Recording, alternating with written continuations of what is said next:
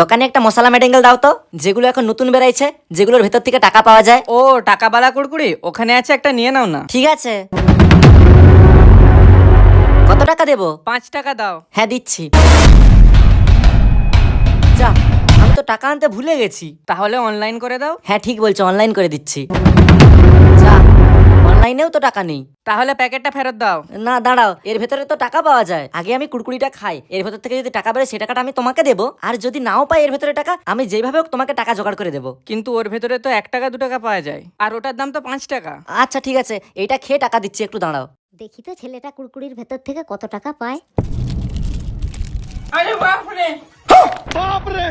1000 টাকা পেয়ে গেছি। ধরো তোমার 5 টাকা, আর বাকি টাকাটা ফেরত দাও। আমার কাছেও তো টাকা আছে, আমিও একটা কুড়কুড়ি কিনবো, তাহলে আমি অনেক টাকা পেয়ে যাব। रुको जरा, দোকানে আমাকেও একটা টাকাওয়ালা কুড়কুড়ি দাও তো। ওখানে আছে, নিয়ে নাও। सबर करो। কি হলো, এর ভেতরে তো টাকা নেই। আগো সব প্যাকেটের ভেতরেই কি টাকা থাকে? কিছু কিছু প্যাকেটের ভেতর হয়তো টাকা থাকে। ও, তোমাকে তো আমি 10 টাকা দিচ্ছি, তাহলে আর এক প্যাকেট কুড়কুড়ি নিয়ে নিচ্ছি। और अभी तो रुको। এবারে আমি বেশি টাকা পাবোই। যাও, এর ভেতরেও তো কিছু নেই। নেই তো আমি কি করবো? তোমার ভাগ্যে নেই তাই তুমি পাওনি। কি হলো, এই ছেলেটাই তো এক্ষুনি কুড়কুড়ির ভেতর থেকে 1000 টাকা পেয়েছিল, ও তোমার দোকানে ঢুকলো কেন?